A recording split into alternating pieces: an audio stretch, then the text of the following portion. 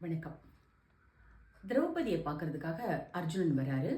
ஆனா திரௌபதி ரொம்ப சோகமா இருக்காங்க, கோவமா இருக்காங்க. சிரிச்சு பேசல.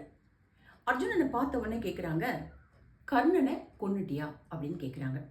அப்ப அர்ஜுனன் சொல்றாரு, கண்டிப்பா நாளைக்கு நான் கொன்றுவேன் அப்படின்னு. இவங்க 2 பேர் பேசிட்டு இருக்கும் போதே தர்மர் வராரு.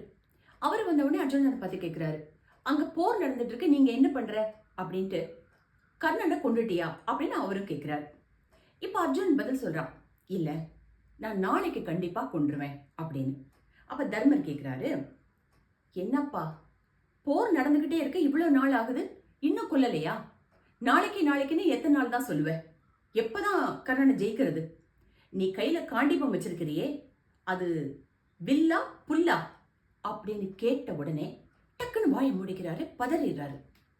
என்ன விஷயம் அப்படின்னா, இந்த வில் பயிற்சி முடிஞ்ச போது அந்த காண்டிபத்து மேல அர்ஜுனன் ஒரு சத்தியம் பண்றார். இந்த காண்டிபத்தை யாராவது குறைச்சு பேசினா அவங்கள கொல்லுவேன் அப்படின்னு சத்தியம் பண்ணியிருக்கிறார். இப்ப அந்த சத்தியத்தின்படி தர்மரை கொல்லணும். திரௌபதி அழறா. திரௌபதி அழுத உடனே கிருஷ்ணன் வந்துடுறாரு.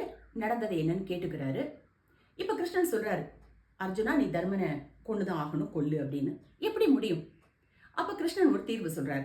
சரி பரவாயில்ல, சாஸ்திரத்தின்படி கொல்லு. அது எப்படி அப்படின்னா,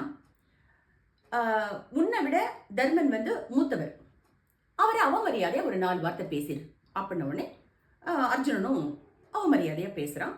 அந்த பேச்சு ஒருத்தனை கொல்றதுக்கு சமம். இப்ப சாஸ்திரத்தின்படி ஒருத்தர் அப்படி அவமரியாதையா பேசிட்டா பேசினவங்க தற்கொலை பண்ணிக்கணும். இதுவும் சாஸ்திரத்துல இருக்கு. அதன்படி இப்ப அர்ஜுனன் தற்கொலை பண்ணிக்கணும். அப்ப கிருஷ்ணன் அதுக்கும் ஒரு வழி சொல்றான். தற்கொலைனா தற்கொலையா? சாஸ்திரத்தின்படி செத்துப்போ. அது எப்படி அப்படின்னா, பெரியவங்க முன்னாடி உன்னை நீயே புகழ்ந்து பேசு, அது தற்கொலைக்கு சமம் அப்படின்னு. இப்போ அர்ஜுனன் அதே மாதிரி புகழ்ந்து பேசுறான். விஷயம் என்ன அப்படின்னா, நமக்கு நம்மளோட பெரியவங்களை அவமரியாதையா பேசுறது கொலை பண்றதுக்கு சமம். அப்படி பெரியவங்க முன்னாடி நம்மளையே புகழ்ந்து பேசுறது, தற்பெருமையா பேசுறது தற்கொலை பண்ணிக்கிறதுக்கு சமம். இனம், மதம், மொழி, நாடு கடந்து மனிதநேயம் வளர்ப்போம். நன்றி.